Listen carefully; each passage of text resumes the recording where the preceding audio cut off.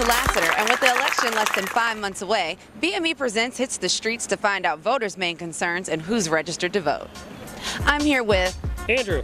And we're here to find out what's your major concern with this year's upcoming election. I think the economy is the number one, jobs, and also less government. Excellent. Thank you for your input. And are you registered to vote? Yes, I am. I'm here with Leo, pro side. Leo, it's nice to meet you. Quick question for you. What is your main concern with the upcoming presidential election?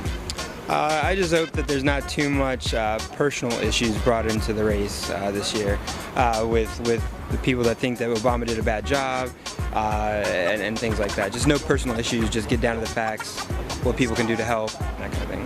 Excellent. And are you registered to vote? Yes. Chad Wagner. And we just want to ask you, Chad, what is your main concern with the upcoming presidential election? Jobs and the economy. Okay, and are you registered to vote? I am. And we're here with Charlene Parr. and Sarah Wilson. welcome, ladies. I just have a quick question for you. What is your main concern with the upcoming presidential election? Mostly the jobs in the area. Jobs, and do you have one? I would say probably the jobs in the area, and especially being from Norfolk, probably the Navy base and what happens to it. Sounds good. And here's the magic question. Are you ladies registered to vote? Yes. I am. Hi, and what's your name? Christy Chapman. It's nice to meet you, Christy. Thank you very much. Let me ask, what is your main concern with the upcoming presidential election? Just to make sure that President Obama continues to try to work hard for the middle class like myself. Sounds good. And are you registered to vote? Yes, I am. I'm here with Alaka. and let me ask you, what is your main concern with the upcoming presidential election? Just accountability. I think, a lot of promises have been made. Every presidential election, promises, but I think this one was really about accountability. I'm with Debbie? Richard. It sounds good. And let me ask you a quick question. What is your main concern with this year's upcoming election? That they take care of the economy, that the schoolings are, funded the right way, that our communities are taken care of. So many different things. And is that generally your consensus as well, sir? That, and I'm really concerned about work. I know people, things appear to be getting a little better, but there's still a lot of things that need to be done. There's a lot of people that are looking for work. There's a lot of families that are wondering when is this thing going to kind of slow down and then things pick up. I'm here with Harvey, and we're going to ask you simply, what is your main concern with this year's upcoming election? Healthcare. Excellent. And let me ask you one more thing. Are you registered to vote? Yes. Excellent. Well, there you have it. I'm Malisa Lassiter with BME. We're here with one of the vendors at the Buckrow Beach Fest 2012, 7 City Soubrettes. And your name is? Kevin Hester. Kevin Hester. And what do you guys have going on out here? Well, today is the 2nd annual Buckrow Beach Fest, but I'm a permanent vendor here at Buckrow Beach, but it's still to have all the extra food vendors out here to take care of the crowds and the people for this good event. And so what's the main dish that you have here to serve? What's the best thing to order? Lynn's Greek wrap. Sounds good. It's lunchtime. Wow, well there you have it. BME All-Stars just ripped the stage here at the 2012 Buckrow Beach Fest. I'm Malisa Lassiter with BME Presents. We'll be back after this. With local, state, and federal elections just 2 months away, BME Presents hits the streets of Richmond, Virginia to find out the most important issues to voters. For all things BME, text BME to 55469 or visit our website at www.bme757.com. Well, that does it for this week's edition of BME Presents. We hope you enjoy the show. Raleigh, next week we're coming your way. I'm Malisa Lassiter. You have a good night. Hello, I'm Malisa Lassiter with a BME News exclusive. This weekend, BME joined Occupy the Hood at a solidarity rally for Trayvon Martin, a 17-year-old gunned down by George Zimmerman. Let's take a look at some of the activities from this weekend's event.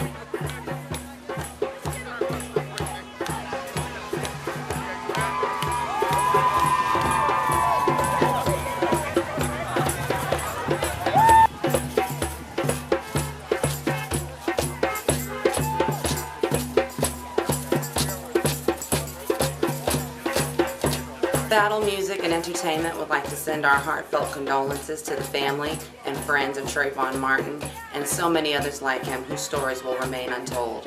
If you're ready to win this week's Cold Hard Cash, come on and text BME to 55469. I'm Malisa Lassiter, and this has been BME News. Welcome back to BME Presents. I'm Malisa Lassiter here with Shireen Osborne of Breakthrough Salon and Spa right here in Norfolk, Virginia. She's going to show us some tips on keeping your style fresh and healthy all summer long. Thank you. Hi. Basically what we did at the salon was roller set her hair. After roller setting it, we just took it apart. We didn't use any curling wax. We just used a little mist because her hair is fine. And when you put too much wax on it, it weighs it down, and then when the humidity hit it, it just gets straight. So we put a little mist to keep it looking shiny and together. Then we put a little bit of spray, light spray, nothing too heavy, because if you put something heavy, by the time you lay down, it's just going to crush it together. But if you keep it looking very soft at night, you could wrap it, and so basically that's what we did, and just create like a little mohawk look in a soft and flexible style that you could change throughout the week, that it doesn't have to stay one set way. So basically that's what we do with our first model, to just keep it simple and soft and something that you can handle at home. Well, this hairstyle is beautiful. I certainly wouldn't think it was that simple or this touchable. We certainly appreciate you stopping by, as well as keeping all the Battle Music and Entertainment artists super fresh. And can you let our viewers know how they might be able to make an appointment with you? Well, we're located on Little Creek at 3850 East Little Creek Road, and the phone number there is 757-831-9072. You can call anytime from 10 to 7, and we'll be willing to help you set up an appointment and get you started on a new healthy and fashionable look. We'll be right back after this. Welcome to another episode of BME Presents. We have a great show in store for you tonight. We have some local election coverage with local city candidates from the city of Portsmouth as well as the city of Virginia Beach. We also have the best in music videos as well as some hilarious skits for you. Sit tight, get right, and enjoy the show.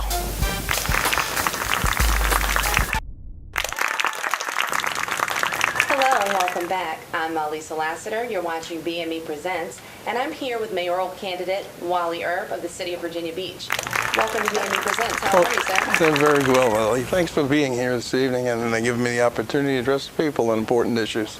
We're so glad that you took time to come by and stop by. We show a lot of music videos and we have the most hilarious comedy sketches, but when it comes down to it, we do like to have make sure our viewers are informed, especially about local issues. We have a major election coming up, and it takes more than just the major player. You have to have, exponents all over the field. And so with that being said, I would like to go into just what you think the major issues facing the city of Virginia Beach are, and what some of the suggestions you might put into place to correct those. Well, let me explain my situation. First of all, I'm unencumbered by time and financial. I'm fully retired. I did 20 years in the Navy active duty, and I also did 27 years with Lockheed Martin. So I have the latitude of time of devoting a lot of time to it. I think what's most important is to have an open door policy and coordinating, and I guess transportation is probably one of the biggest issues, whether it be light rail, whether it be BMT, BRTs. But we really have to look at different other cities too and be a cohesive group, because most of the a lot of the workforce come from the other cities and work in Virginia Beach, and also a lot of people in Virginia Beach that don't have vehicles have to go out to get their jobs. So we have to look at good ways of transportation, that people that want to have public transportation, we need to do that, we need to resolve that problem. That's number one. I think we also have to have a livable wage, that when we contract certain types of enticements for industry to come in, we have to specify maybe that there should be a living wage tied to those areas, so we can raise up the work level and increase jobs and tie that to Virginia Beach. But more importantly is cooperation, inter-city cooperation. When they talk about economic development here recently, Norfolk is losing 350 employees to Virginia Beach. Well, it really doesn't make a difference to the residents, because they're not going to go in the moving trucks, just the company is. We need to go get other companies out, maybe from Atlanta or Charlotte, and bring them here, get new jobs. So when we when we take resources from other cities, we're really fostering disharmony. And what we need to do is we need to get the residents involved and coordinated with the businesses, and also leverage different diversity groups so that we can all be a homogeneous type society within this entire area. I certainly agree. I'm a Virginia Beach native, and I do commute back and forth from city to city, whether it be for school or work, even this, as a matter of fact. However, education, I feel like, is underlying as far as transportation and, like you said, the transportation going back and forth. I feel like, and the jobs, I feel like the main thing under that is education. Oh, let me say that you're spot on. Education is probably the highest priority. And unfortunately, in Virginia Beach, the purse strings are involved with city council and as to what the school board's going to get. The school teachers right now are really underpaid for what they do. I mean, I think an assistant gets $15,000 a year, and maybe the average tenured teacher gets $40,000. If it was up to me, I'd probably raise it up to $80,000. I mean, it's so important. That's where the product is. You're right. You have to have the education, and also I think that it's important to understand that's our future. And that's where economic development is. And that's where we need to, education is a priority. You know, in Virginia Beach, what happened was the city had, the school board had a rainy day fund, for lack of a better word, of $40 million. Well, city council pulled it back. And they weren't going to use that for probably anything they wanted to improve education or even give a pay raise. And instead, they took it back and then raised taxes so teachers could get a pay raise. I don't agree with that. When you have a rainy day fund and you're going to say, well, you're frugal and you're planning for the future, but we're going to take the money back, that's kind of puts them in a situation of spend it or lose it type. And then you have spendthrift policies.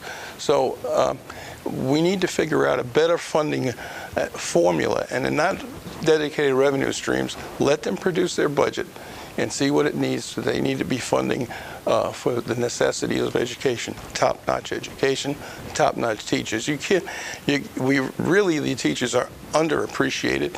They go and buy a lot of stuff out of their own pocket. They put a lot of time, and the children are there, 8 hours a day. They're the ones we rely on. Well, I'd like to thank you again, Mr. Earp, for coming to BME Presents. Is there any other information that you'd like to share with our viewers tonight? Well, yes. I have a website, and it's called Wally, W-A-L-L-Y, 4 F-O-R, Mayor, MAYOR.com. And there you'll really find a good outline of the issues. You can call me direct, 757-581-4287, 581-4287, and I'll answer any questions. Remember, time is of no problem. I have all the time in the world to listen to you and answer your questions. Thank you for joining us. We'll be right back.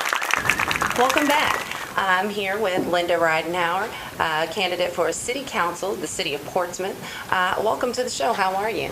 I'm fine, thank you. Thank you for having me. This is great. I'm glad to have you. I'm so glad that you stopped by to speak with our viewers today. Is there anything in particular you would like them to know in regard to this election coming up and some of the very important things that you have going on here in the City of Portsmouth? Well, I would like to take a different tack. There are a lot of issues. They're pretty much the same as in most cities: school, safety, economic development. But I want to win the election, and I want to tell those folks who'll vote for me a little bit about me. Okay. Who I am, what I stand for, that kind of thing. I think if you can take the measure of a character, then you know what they're going to do for you. And you may vote better instead of hearing about all the other things. That's correct. So tell us a little bit about yourself. Well, your background. First of all, I want citizens in Portsmouth to know I sincerely care about our city.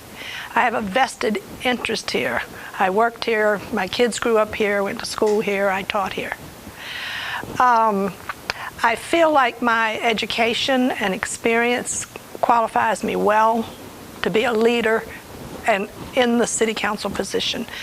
I have a bachelor's degree from JMU in business education, master's degree from Old Dominion in administrative leadership. I'm a certified realtor and dealt in the business of real estate for 12 years. And I taught school at Wilson High School and Norcom. And so as a Jane of all trades, it sounds like you got quite a bit under your belt. How do you think that qualifies you then to represent the city as a whole? Well, it gives me the leadership qualities that I need to, well, let me do this part.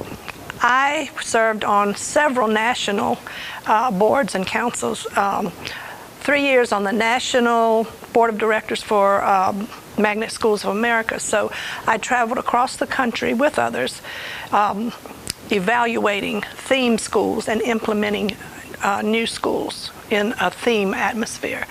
I was on the National Urban Council Task Force, and we would meet 2 or 3 times a year to discuss the challenges of urban communities.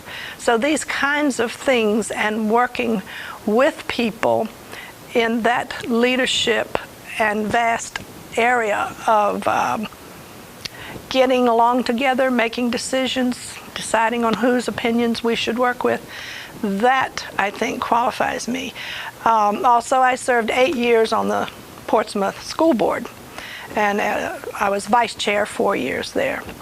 Right now, I am serving on the Starbase Board of Directors. Starbase Victory is the premier STEM program in our elementary schools in Portsmouth. And I've gotten a lot of awards and honors that applaud my commitment to public service. Just a couple other things that I want people to know about me. And this is the truth. I'm not a politician yet, so I'm telling the truth. Tell the truth. I am honest, straightforward, and I want to do what's right. It's important to me for citizens to realize that I will make a 100% commitment to working for them. I will consider the citizens as my employer. And as my employer, I am going to be a full-time employee, loyal, hardworking. I like to use the word ubiquitous. Someone once called me ubiquitous. I didn't know what it meant at the time, but it means everywhere and doing everything. And as an employee, I'm going to be ubiquitous, doing everything, everywhere, so that I can help the citizens of Portsmouth make our city what we want it to be. My career has been in leadership, and my reputation is a passionate commitment to public service and doing what's right. I think we're all aware of right now that at the local, state, and national levels, citizens are expressing real concerns about their leadership. I think they're discouraged and disappointed, and they've lost trust, and they're ready for change. That's what everybody's asking for. And I want to be a part of that change in Portsmouth at the local arena. I'll be an asset. Well, it certainly sounds like you're going to be a part of that change that the city of Portsmouth desperately needs. I certainly appreciate you coming out to visit with us today. And is there any other information that you would like our viewers to know as far as how to get in touch with you or the other programs that you're affiliated with? Well, I can say, excuse me, I'm running for City Council in Portsmouth. I'm going to win, and I'm excited about that. My email is rideld@cox.net. You can call me at home, 638-3553. And if you're a Portsmouth citizen, you can vote for me on November the 6th. I'm counting on it. Well, we again would like to thank Linda Ridenour for coming out. Again, she's going for City Council in the City of Portsmouth. Make sure you're registered. Get out and vote. We'll be right back after this.